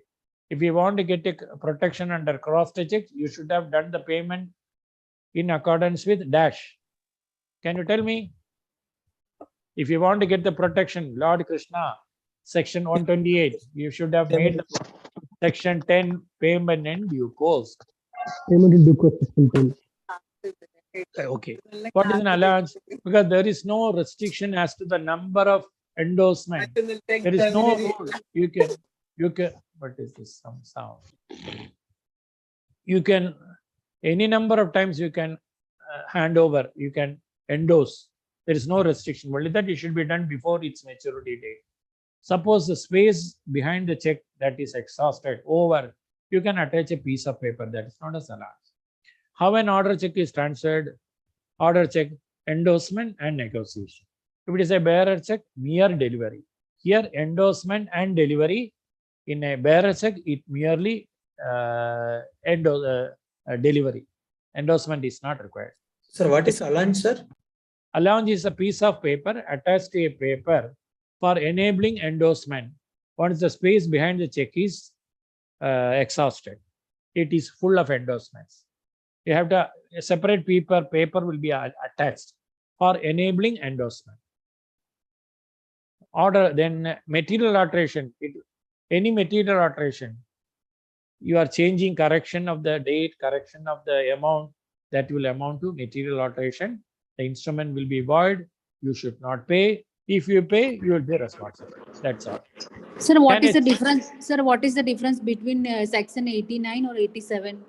87 speaks about the material alteration. 89 speaks about the protection given to a banker in respect of payment of a materially altered check. Got it? That's the difference. Can a check be material alteration? Material alteration. You are altering the amount. You are altering the date. That is a material alteration. The check is invalid. You should not make the payment. That is what 87. But if you have paid such a check, you will get protection under section 89 that earlier I was referring. If the correction and the signature put by the fraudster is so beautiful that you cannot differentiate, then you will get protection. Somebody is altering the amount 300 to 3000. He is very cleverly, wisely putting a signature, imitating the signature. And the signature is so nice, so pakka, so professional. You are not able to, anybody, nobody, no, even God cannot differentiate, find that. What as a banker you will do? You will get protection under section 89. So that's the difference between it, because these are a nutshell, because we can, NI Act, we can one full day we can discuss NI Act. That's such a beautiful thing. Because of the time limit is there, just I am rushing through that. Can a check be altered under CTS? Cannot be altered. Only revalidation. Sir, can you say something about section 87, sir? 87 is a material alteration. Anything you are changing in the amount, anything you are correcting in the date, anything about the, suppose you are altering the, it is a crossed check. You are cancelling the crossing. It is a material alteration. then the instrument is void, you should not pay. Okay? Read Okay, that, sir. that materials, Then there will be no protection to the bank. you will not get the protection. You will be solely responsible. Okay, sir. Thank you. So many cases are there. So many cases are there. As I told you, even the material alteration, 1 hour we can discuss. Very beautiful. I'm interested in talking, but unfortunately, the time constraint prevent me from speaking to you. So many other things are there. We'll go that. Let another time we will discuss this. Can a check be altered under NES? No. Only revalidation alone is permitted because now we are check truncation system. When a banker can go outside the purview of 31, very, very important. I told you, where we can go outside that 31. I told you countermanding. Normally, what is section 31? I told you when sufficient amount is there, when check is done properly, when there is no legal restraint is there, we have to make payment. But there are exemptions to it. That is it. That is only what is payment stopped, countermanded. The dryer is dead. Despite having all these things, you need not make the payment. Whether a garnishee order is received, when it is received, you need not. You can go outside the purview of 31. So that is why this is very important.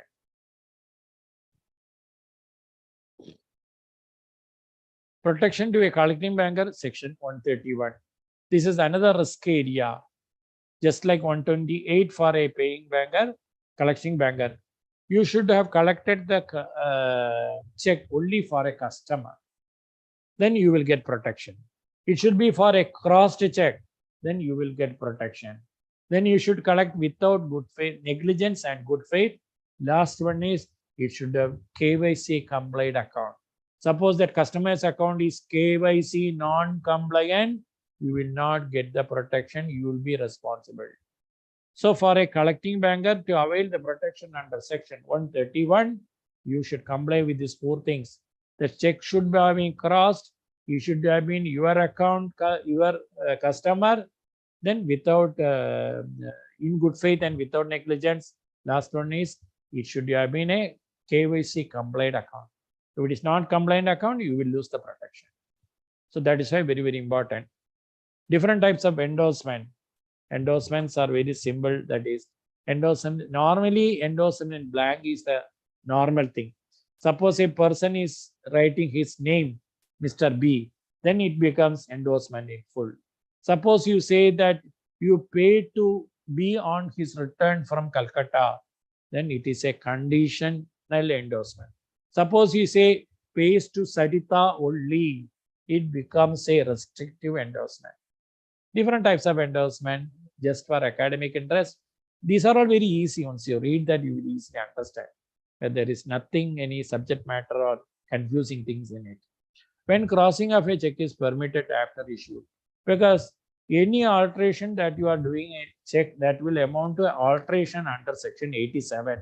But these are all permitted. You can cross the check. I give you a check, general, that is a bearer check. You can cross it. It is not a material alteration. It is permitted. Any holder can cross it. I am giving a crossed check, general crossing. You are writing a bank. You are making special crossing.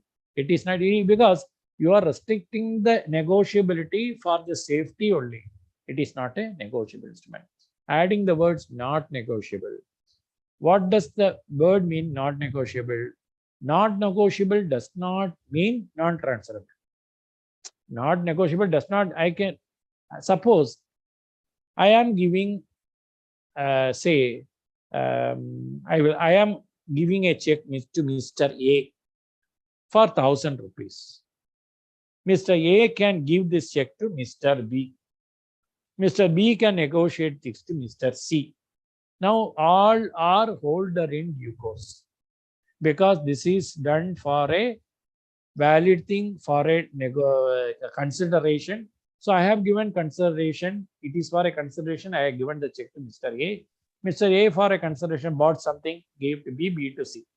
Now all are holder in due course. Now suppose I am giving a stolen check to Mr. A. There is for even it is for a consideration. but it is a stolen check. So suppose I have written on the check not negotiable. Suppose I am giving Mr.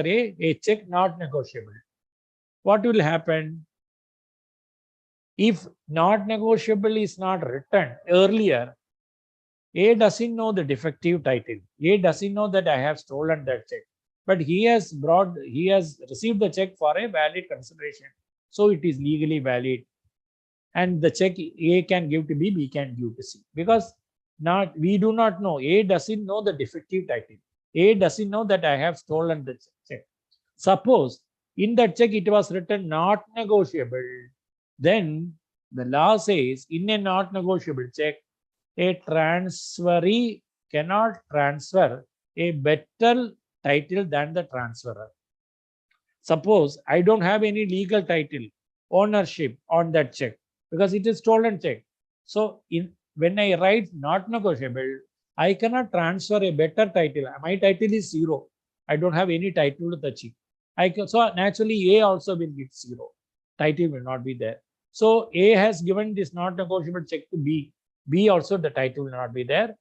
So suppose it is the stolen check will be retried from Mr. C. Everybody will lose that amount. So if a not negotiable is returned, A will not accept unless he is convinced about the bona fide of the check. Unless he knows me personally very well, oh, Ramesh sir, he will not give me a stolen check. It is his genuine check. Then only Mr. A will accept that check. So that is the meaning of not negotiable. Not negotiable doesn't mean not transferable. You can transfer. Only that a transferor cannot get a better title than the transferor. What are the requisites under section 128? 138, it is we can go for criminal procedure. Criminal, that is a check return case. Earlier I was referring, I was referring. Okay. Somebody I was referring, I give him Arun or something. Arun, I was giving 1,000 rupees. 1,000 rupees I gave to Arun on his birthday. Arun deposit the check in the bank. Now the check is returned. No money in the bank. It is returned, dishonored. Whether Arun can file a criminal case against me? No, sir. No, sir. He cannot, because if only the payment is towards a payment of a debt or liability, then only criminal case. Here it is nothing can be done. Only that he can call me some other thing, that's all. So section 128, if only the payment is done for payment of a debt or a liability, then only you can go for dishonor of check. You can go for filing criminal case for dishonor. Punishment dishonor, imprisonment 2 years or twice the amount. Legal amount in words is a legal amount. Figure is a courtesy amount. Already we have seen. Now, opening of accounts for various customers. I think we have got up to 11:30, isn't it? 11:30. Okay. Sir, bearer check, in the bearer check, endorsement is not required, sir? Not required. Bearer check, once a bearer, always a bearer. Only for order check, endorsement is required.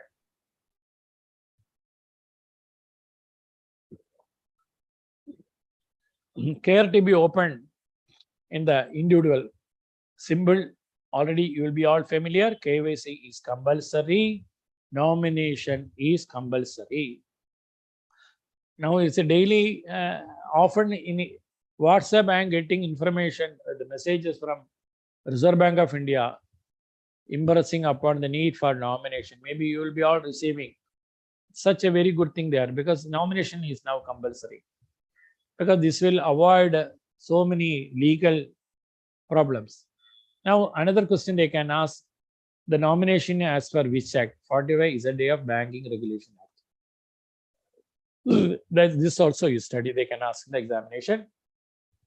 Now opening by joint account holders. One account is operated by A, B and C. These are jointly operated. This is jointly operated. Here the question for the examination, it would be just like a story. A and B and C are jointly operating an account. I have opened a joint account, and A and B and C have given a mandate stating that A and B alone will operate the account. So this is the story in your question paper. A and B, C has opened a joint account, and A, B, C has given a joint mandate stating that thereafter the account will be operated by A and B only. Okay, smooth operation were going on. One day Mr. C is giving a notice, stop payment. What you will do, whether you will stop the check or not. But mandate is A and B will operate. A and B say a check signed by A and B has come in the clearing. C is informing, stop the check, don't pay the check. Can you pay the check or not? If otherwise in order. No, sir. Because any one person can countermand the check. Stop payment can be given by any one person. Now the question is, thereafter, how you operate the account? Whether you should close the account or whether you can allow them to operate thereafter, after the dispute. Subsequently, if you want to pass the check, how the check should be passed, whether the account should be closed or whether you can allow if it is signed by A, B, and C. Allow by A, signed by A, B, C. You can allow either A, B, and C, or a new mandate obtained, signed by all should be obtained. You need not close the account. Unless otherwise there is something specifically told, we will allow against the signature of all the parties. Otherwise, they have to give a fresh mandate signed by all. In respect of minor opening, already we have discussed. HUF opening, Hindu undivided family, there is, as per the HUF Act, the Karta. Sir, one question, sir. Yes.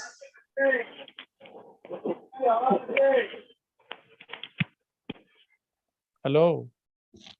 Sir, one question, sir. Yeah, jaldi. Sir, if C is not an authorized person in a partnership means, whether he can stop the check, sir? If it is Partnership stop means, different.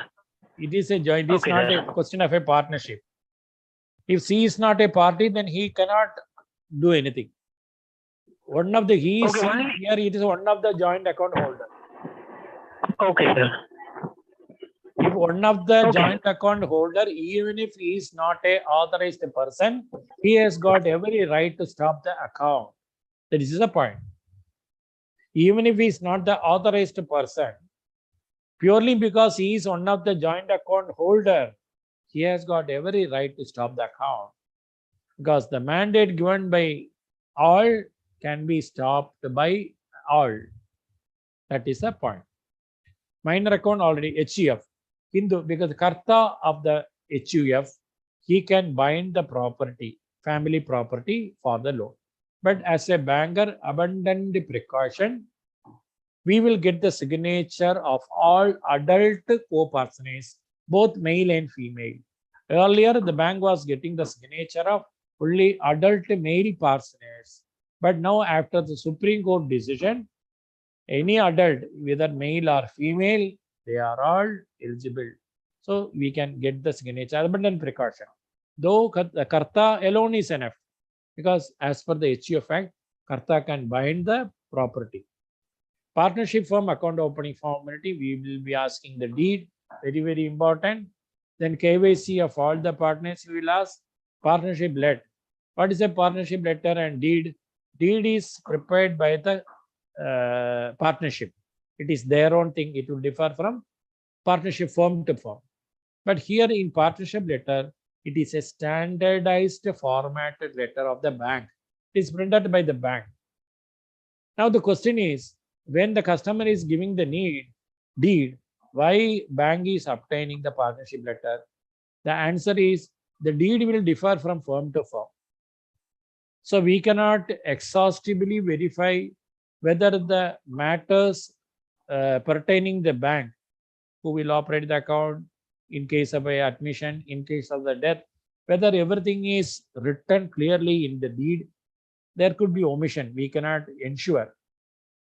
So to protect the interest of the bank, abundant precaution, we get the signature on the partnership letter, so that when everybody sign this letter, it will ensure that none of the clause is omitted. Abundant precautions. And registration, it is not compulsory, because even if the firm is registered or not, others can sue the firm. But if the firm want to sue others or among partners, they should register. So that is a point. Then in partnership also, if suppose one party, sleeping partner, is advising you to stop payment of the check, we have to stop payment of the check. Another, a minor can be admitted to a partnership, but you cannot start a partnership with a minor, only that you can be admitted to a already existing partnership. Already existing partnership, the minor can be admitted only for the benefit. That means he is not responsible for the losses. The moment he becomes majority, he has got two options. Either he can accept, if he elect to continue there, then that means he has accepted all the liabilities so far since his date of joining while he was a minor. Suppose he is electing that no, I am not responsible for the action done by them so far, then you will close the account and open a new account. Second, that is a point regarding minor. What will you do on receipt of information of death of a partner? First, we will see the details of the deed. What is the provision in the deed? Whether deed is allowing continuance or openings, closing and opening a new one. And as for a banker, if it is in debit balance, always better, we will close and open a new account. If it is in credit balance, if the deed permits, there is no harm in continuing that. There is no harm. It will not affect it, because it is not detrimental to the interest of the bank. Okay, depending upon that, the deed should allow. Further, we will be bothered about whether it is credit or debit balance. If it is debit balance, abundant precaution, close and open a new account, because there could be a dispute regarding the debit balance outstanding in respect of a deceased partner. Then company account opening. Here we will be asking for what? Memorandum of articles, article association, certificate of commencement of business, public limited company, certificate of incorporation. Then if it is an already running business, all the financials. We'll be asking for all the financials, balance sheet and other things. Here, practical question. A company MD, he is expiring on 23/6. He expired on 23/6. Now you are getting a check signed by him on 25th. It is dated 23, prior to 23rd only. So it was signed by the managing director while he was alive, 23/6. But unfortunately, 23/6, he gets deceased. He expires. But the check you are getting on 25th, whether you will pass or return the check. Pass. Passes. We have to pass it because the check is signed in his fiduciary capacity. Fiduciary capacity. Suppose the check is signed 25th, date of the check is 25th, then can you pay or not? Date of the check is 25th. The check is dated 25th. Cannot pay. No. How can? Because as per the presumptions of negotiable instrument, any check is drawn in which on the date it is shown. So how can you draw the check 25th when he has expired on 23? So that will become what is negligence. It is not in good faith, we cannot pay. Death of the signatory of the company. One of the director is calling and telling not to pass a check. There are 50 now, 100 directors can be there. Limit is not there. One director is calling and tell you, stop the check, don't make the payment. Whether you will stop the check or not. Company. Similar to joint account holders and partnership. Some director. One director is informing you, stop the check, don't make the payment. We can't, sir. We can't able to do.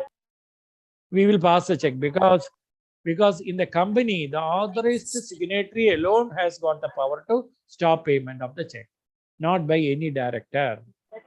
Most important thing we forgot to mention, because along with the memorandum articles, other thing, board resolution, I forgot, that's the most important thing. Board resolution is the most important thing that has to be given for opening of an account, because the directors get the power to operate only through the resolution. That's important. And what could happen if a check company personal name is credited to the director? It will amount to conversion, because check payable to a managing director, Mr. Thomas, that should be credited to the company's account only. From there, they can pay a personal check, but not directly to the person. Then we will be losing protection under section 121. Opening of a trust account is very important, because we have to see the trust deed, whether who are the parties, or all the trustees should definitely sign the document. Like that, we have to ensure. Can Sir- a check? Yes. Sir, could you please repeat that check part once again? After death of the company's head, can you please? After the death of a company, we cannot pay that check. If it is signed prior to his during that live period, suppose this MD has signed the check while he was alive, then we can pass the check, even if it is presented after his death, because the check is he has signed the check in his fiduciary capacity. If it's individual, we can't pay, na, sir? Individual, but his personal account, we will not pay. Okay. He cannot pay. Yeah, Right. thank you, sir. Can a bank issue a draft payable to bearer? Because any order instrument payable to bearer will become a currency note. So section 31 RBI Act prohibits it. Not only that, section 32 will consider that as an offense. They will arrest you. What is the validity period of a DD? Validity 3 period? months. 3 months. 3 months. Suppose a check dated 11/21 is presented on 11/22. Will you pay? We cannot pay, because it has to be paid within one year. You cannot also revalidate. The revalidation should be done within 1 year. Here 1 year has expired, so we cannot do it. Salient features of NEFT RTGS, we all know. It is no minimum, no maximum. RTGS minimum is 2 lakhs. Both come under the PSS, Payment and Settlement Systems Act. Safe deposit, joint account nomination. Safe deposit, jointly operated account is the only exemption where multiple nomination is allowed. All other places, there is only one nomination, that too an individual. So if it is jointly operated A, B, C, then we can have multiple nomination. But there are also legal consequences. So many things are there. We will not enter that. And SB interest now it is re-regulated, as already we have seen. So for the safe deposit locker, how many nominees we can nominate, sir? There is no multiple, it depends upon if it is operated, jointly operated by 3, 4 or 5, each person have their own nominees. Depending upon if it is, that should be jointly operated, A and B and C and D. Then A, B, C, D, they can have separate one. Each person can nominate Yes, if it individually. is provided it is jointly operated. Okay, okay, sir. Right. That is the only exception in the fee entire DD banking. validity period you said, sir, 30 days or 90 days? Revalidation is 3 months, 3 months, 90 days, 90 days. But it should be revalidated within 1 year, within 1 year. So that's the most important thing. Next, please. Revalidation should be 1 year. Within 1 year, not within 1 year. If it is within 1 year, if at all it is to be revalidated, it should be done within a period of 1 year. Here in the example, 1 year already crossed, so you cannot do it. Okay. Now the loans and advances. Sir? What? How many times we can revalidate? Only once. Only once. Only one time. Only one time you can reevaluate, that too within a year. Okay. These are all simple things. Now, loans and advances. Whenever these are cardinal, safety of the advance is very, very important, because we are dealing with public money. Liquidity is very, very important, because you should have sufficient money to pay. Otherwise, you will not be able to honor the obligation. Profitability, everybody know bank is not for charity. It is a public limited company. We are all working hard to make profit. What is the purpose? Purpose should not be for any speculative purposes. Even if it is remunerative, we have got a social obligation, nationalization and all. So we cannot deviate from those purposes which are directly paving way for the national objectives, national development. So we cannot give for any illegal activity or speculative activity. Diversification of risk. Risk is always we have to diversify. You cannot, or we cannot give to enter advance in one state or enter advance to a particular class of people, because risk should be spread. Do not put eggs in single basket. That's it. Security, whatever security is giving collateral, adequate, realizable, easy to handle. It should be free from encumbrances. Otherwise, you will not be able to realize money in case of need. Fund-based limit, where there is outflow of fund. I think Valithan sir was discussing about this. Last time they were asking 2-3 items and asking you to find out what are fund-based limit. That easily, wherever payment will be there, housing loan, you make the payment, term loan, cut. Outflow of fund is there, fund-based, immediately. Only when LC defaults or only the guarantee is invoked, we make the payment. Next, this is a small thing, LC assessment. It's a very simple thing.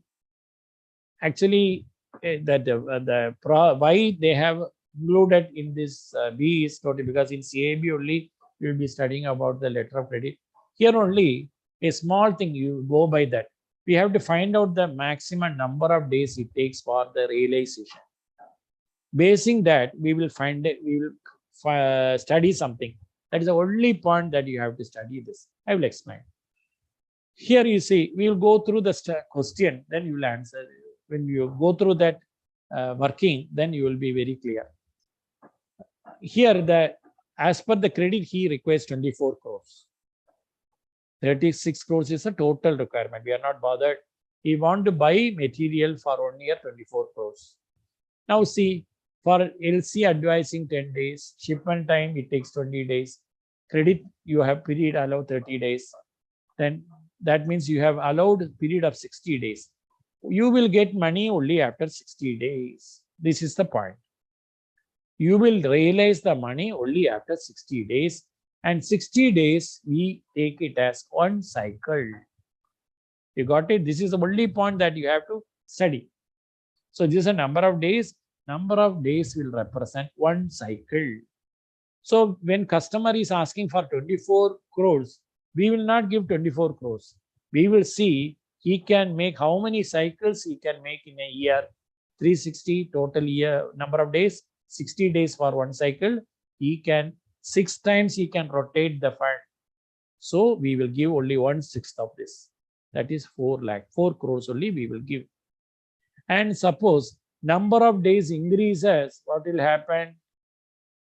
Number of days increases, cycle will come down, the loan amount will increase.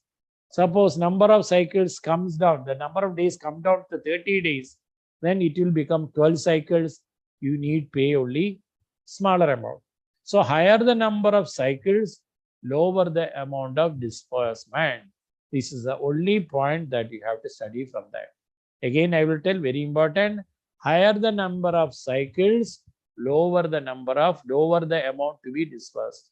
Actually, lower the number of cycles, higher the amount to be disbursed.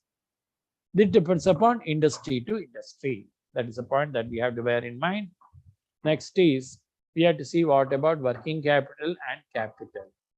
The working capital and capital, we will proceed in the next class. Other, because we have got some questions to be answered.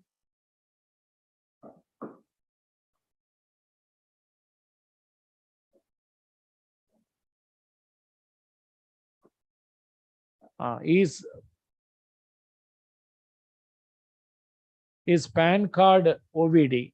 Actually, there was a dispute in the court along with PAN and Aadhaar.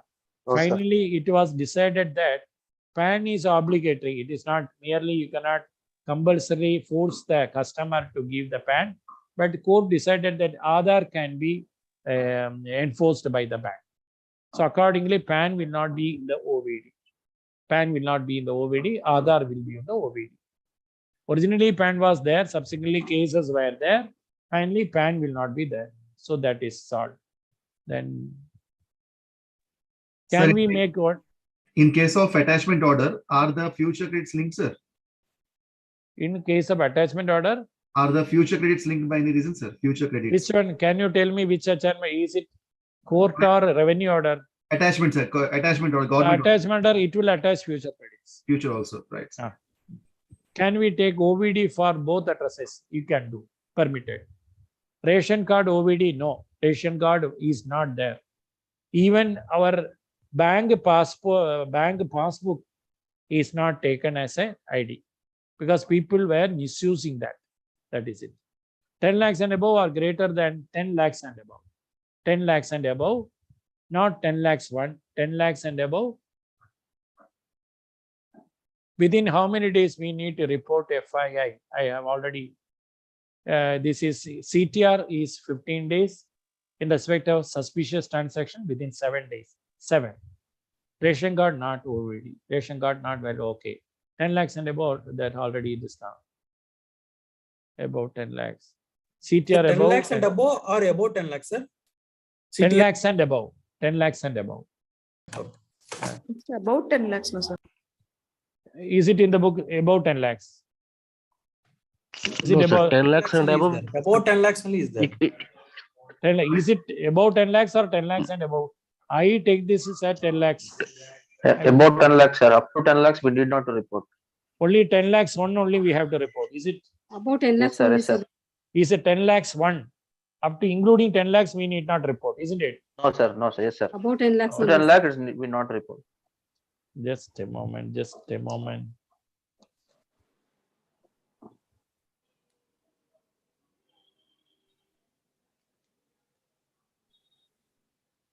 I will clarify that. So as you confidently say, we will take it as 10 lakhs one and above, up to 10 lakhs and including 10 lakhs, we need not report. Okay, that's what I also join with you. I will anyway confirm that. Then, So in case of revalidation of DD within 1 year, if that date is on the last day of the year, again, can that be given 3 months? yes, that is permitted. That is permitted, right? You should become a lawyer. No, just in case. No, that is, you are saying various options. That is a legal way of thinking. Okay, but it's permitted. CTR cash deposit withdrawal only deposits. What is cash transaction? It's a only deposit. Only deposit. We are not bothered about the withdrawal because once he withdraws and deposit to some other bank, they will take care of that. Minor age 10 years can open bank account now about 10 years. That is 10 years and above is what they say. If he has attained 10 years, then he can, it is permitted. Charge card.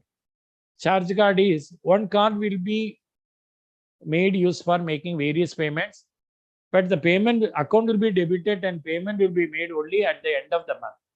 So all the, you can charge card, the entire payment in respect of the charge card usage will be done only once. But unlike in other cards, every debit card, every transaction you will be, account will be debited. Here for every transaction, your account will not be debited, only once only we will debit. What is a smart card? Smart card is a card with international specifications identifying to identical to international with chip-based card. So it has got wider circularity. You can use it abroad. Now for information, all the cards are smart card only. Everything is chip-based only. Please show slide number 3, my card type number 3. I will show what is file number 3.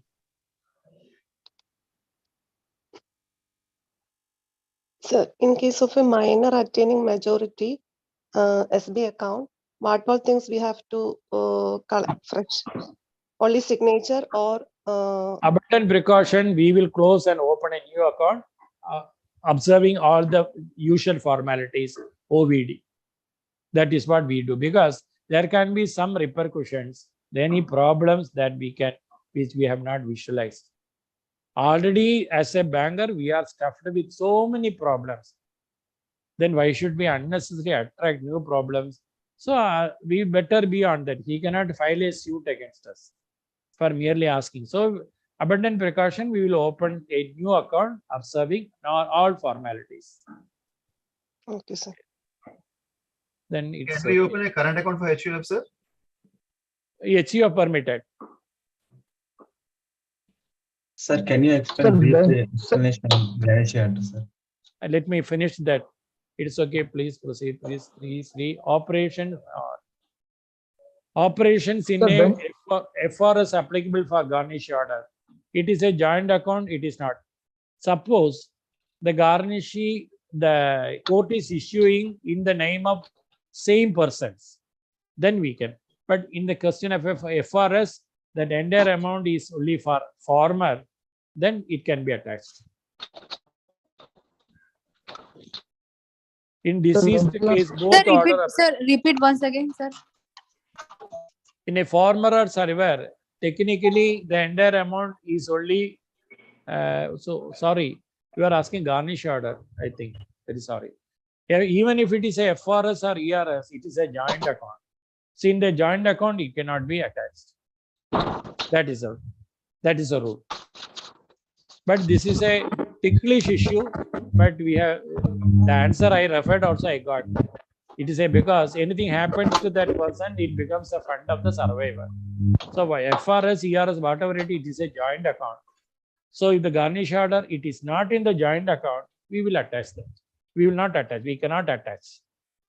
In deceased case, both order applicable or not. In deceased case, both order are applicable. Both order are applicable. Lien marked on deposit attached. We cannot attach. That is why once a lien is marked, it cannot be. It's a very good question. I think they have asked it in the examination. I think you have Satyan has brought a very good question.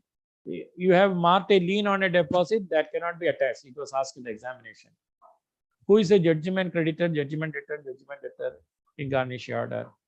The judgment creditor is a person, is a creditor. Judgment debtor is a person who a normal debtor, and judgment debtor and debtor in garnish order both same. The debtor will be renamed as judgment debtor. Creditor will be renamed as judgment creditor. That's all. No other. Not audible. Automatic right to say. Sir, sir, one doubt, sir. In lien marked accounts, it will not be applicable for both the revenue. Yes, because even if it is a revenue order, you don't have the money. How you know that he has got? But the law says, suppose for the amount over and above the attachment, lien mark. Suppose you are lien marked on a 1 lakh deposit. The loan amount is only 60,000.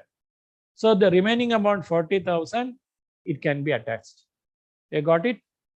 I think the question actually that came like that only. They will be explaining like this. It is good that you have brought this to my notice. Thank you. So I think the question they were asked like this. The amount over and above that attachment, our liability, that can be attached.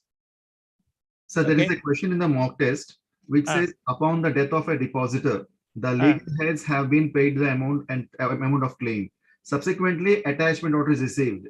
In that case, the options are like order is applicable on the account or here already you have paid that set. That option is there like option A. Option. You just mark that question. I will finish it off. After that, we can say. I will wait. Clayton's rule, I have explained. There are lots more Clayton's rule. Okay, like Clayton rules, that is first credit will wipe off the first debit. If nothing is switched like it comes in the apportion. That first credit will go to the first debit in the chronological order. To avoid the operation of that limitation law, it is done. Sir, after session, please tell Clayton's rules. Okay. Thank you. Previous 50. If bearer check is not signed by account holder on reverse of the, it is not required. It is not required. It is not required. Account number. Because the signature you are obtaining on the reverse of the check is only an evident acknowledgement. Sir, Okay, please. It is for acknowledgement of debit receipt of cash. Actually, you are signing that. You are signing the check on the reverse. It is only a acknowledgement of receipt of cash. This is a substitute for a separate receipt. Suppose a person getting a cash more than 5,000 rupees. Oh my God. Suppose he is refusing to sign the check, he can give a separate stamped receipt if the amount is more than 5,000. That is it. Please give PPT of important sections to be remembered. My God. All are important. PPT important section. Please provide the PPT. I will definitely give. No problem. Can stop the check. Allow what is this?